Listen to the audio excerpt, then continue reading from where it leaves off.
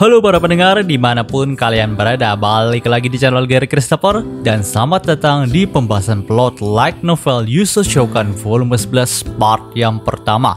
Pada part sebelumnya kita sudah melihat perpisahan Alice dan Iris yang cukup memilukan. Tapi untungnya Iris masih bisa hidup dalam hatinya Alice. Dengan begitu ada kesempatan bagi keduanya untuk saling bertemu dalam mimpi. Pada part kali ini, panel cerita pun berpindah pada malam hari di toko umum dari Alice. Ketika itu, Kaito masih tinggal di toko umum milik Alice untuk sementara waktu. Ya, masa enggak sih? Dia kan udah menjadikan Alice sebagai kekasih barunya. Jadi masa Kaito langsung ninggalin Alice gitu aja setelah tujuannya tercapai gitu. Oleh karena itulah, dia pun memilih untuk menetap beberapa hari lagi di tokonya Alice. Namun saat dia ingin tidur, tiba-tiba aja nih Alice pun masuk ke dalam kamarnya Kaito dengan gaun tidurnya. Dan sesuai pikiran dari kalian, di sini Alice dengan malu-malu minta tidur dengan Kaito. Yaps, udah mulai agresif aja nih Alice ke Kaito. Padahal sebelumnya dia itu masih malu-malu, apalagi saat wajahnya itu terekspos di depan Kaito tanpa menggunakan topeng. Tapi sekarang dia jadi lebih berani mendekati Kaito. Tentu pada awalnya, Kaito pun malu juga buat nerima Alice di kamarnya. Namun pada akhirnya si dia tuh nerima Alice aja untuk tidur sama dia. Ingat ya, cuma tidur, nggak Di sini Alice pun membenamkan kepalanya ke pelukan Kaito, lalu mereka berdua tertidur dengan pulas. Panel cerita pun berpindah keesokan harinya.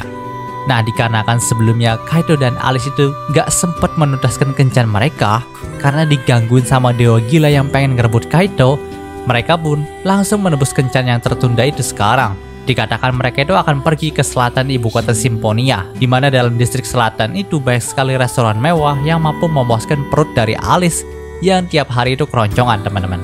Gue juga cukup bingung sih, kenapa sih Alice itu kayak orang yang belum makan tiap hari ya, padahal dalam toko umumnya terdapat banyak sekali makanan. Lalu secara logikanya juga dia itu udah berubah jadi makhluk tertinggi di dalam dunia ini dan dunia sebelumnya juga gitu. Dia juga nggak bisa lock out dari kehidupannya. Tapi ya anehnya gadis ini masih aja kelaparan gitu. Dan ternyata pikiran itu juga sering terlintas di benaknya Kaito. Namun karena mereka udah jadi sepasang kekasih, jadi Kaito pun sudah mengurangi pikiran aneh lagi tentang Alice. Nah, balik lagi ke kencan mereka nih. Dikarenakan distrik selatan itu jauh, teman-teman. Jadi Kaito kira mereka itu akan menggunakan sihir teleportasi buat sampai ke sana. Tapi ternyata enggak. Di sini Alice malah menggendong Kaito lalu meloncat di antara bangunan yang ada di Simfonia buat sampai ke tempat kencan mereka. Tentu pada awalnya Kaito pun malu, masa dia itu diperlakukan sebagai seorang putri gitu. Tapi pada akhirnya sih dia pasrah aja dibawa seperti itu sama Alice. Nah, sesampainya di distrik selatan, mereka itu sempat bertemu dengan perempuan cantik yang sedang membuat sebuah kesenian. Dan ternyata perempuan itu adalah wujud humanoid dari Megiddo. Ya, di sini Kaito sampai ngucek-ngucek matanya karena nggak percaya. Monster yang terlihat seperti ini malah memiliki wujud humanoid yang cantik yang nggak ngotak. Mungkin dia nyesel kali ya ngejadiin Alice sebagai kekasihnya, karena harusnya dia ngejadiin Megiddo aja sebagai kekasihnya. Hehe, canda-canda. Nah, di sini Megiddo pun sedang membuat kesenian di distrik selatan ibu kota Simfonia karena memang dia itu orangnya suka kesenian juga, teman-teman. Pas Megiddo melihat Kaito dan Alice itu udah jadian, Megiddo pun memberikan selamat. Tapi dia juga ngomong ke Kaito, kalau Kaito itu suka yang kecil-kecil ya. Pertama Kuro udah diembat dan sekarang si Alice juga udah diembat sama Kaito. Tentu Kaito pun hanya bisa tersenyum masam ketika mendengar perkataan dari Megiddo. Ya, mungkin Megiddo itu belum tahu kalau Kaito juga punya Isis yang gunungnya gede. Jadi ya dia ngomong kayak gitu ke Kaito. Namun gak disangka, saat itu Kuro pun muncul di belakangnya Megiddo dan bertanya, jadi Megiddo itu menyebutnya kecil ya? Kalau memang seperti itu, maka mereka punya urusan yang harus diselesaikan. Ya, telinga Kuro Moina itu tajam banget kalau udah nyangkut hal mengenai dirinya.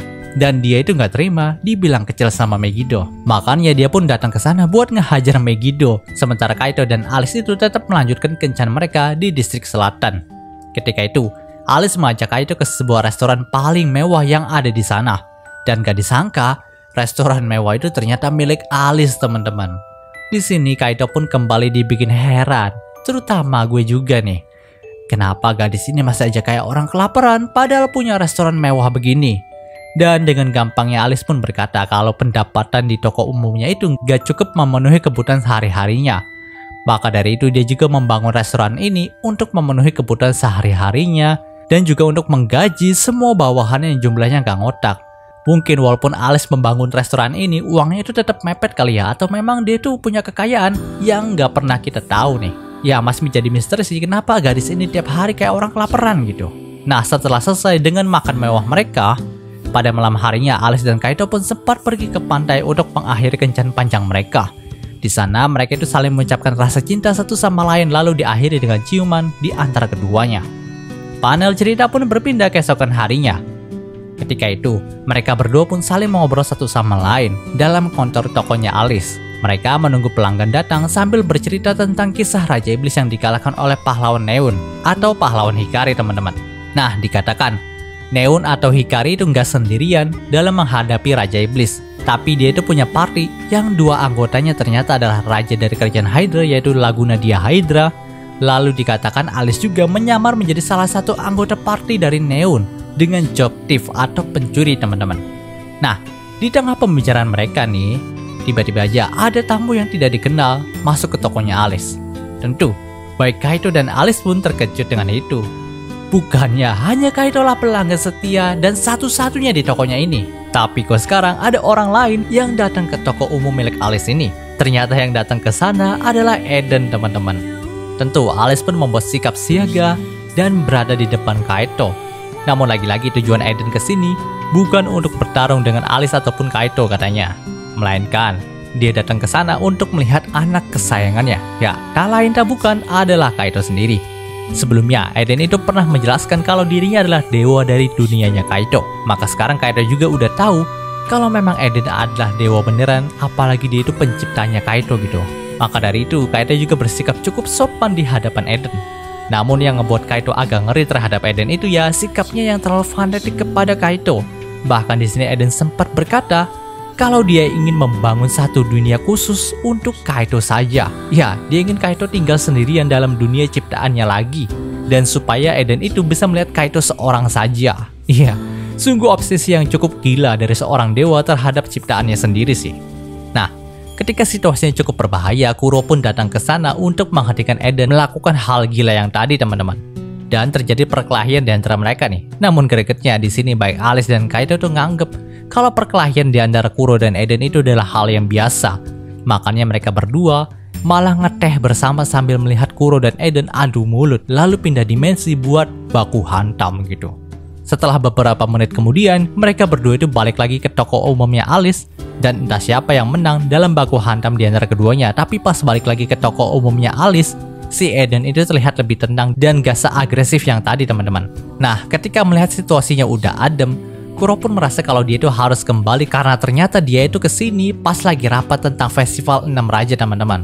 Nah setelah Kuro itu pergi, sekarang giliran Eden yang gulat sama Alice. Tapi nampaknya hubungan mereka jauh lebih baik daripada pertama kali mereka berdua bertemu. Gregetnya juga di sini, si Alice itu gampang banget disogok sama Eden buat damai. Dan dari kunjungannya ini juga Alice dapat untung besar loh, dimana dia dapat sekantong emas putih yang mungkin berisi 100 emas putih dari sogokan pertamanya Eden. Ditambah lagi Eden juga mau beli beberapa merchandise dari toko umumnya Alice sebelum pergi gitu. Jadi kira-kira Alice itu mendapatkan keuntungan sekitar 200 koin emas putih dari kunjungannya Eden. Dan tentu di sini Alice pun langsung ngomong dong, kalau dengan begini dia itu bisa main pacuan kuda lagi dan bisa kalah selama 20 kali gitu. Ya memang gak pernah tobat Alice ini kalau dapat uang ya. Dan cerita di part ini pun berakhir. Oke, muncul pembahasan singkat untuk Yu Yu Shokan-nya kali ini. Jika kalian suka video ini, jangan lupa untuk like, komen, dan juga subscribe dan juga share agar gue lebih semangat lagi dalam membuat video dalam channel ini. Terima kasih telah mendengarkan sampai detik ini. Gue Gary Christopher, signing off.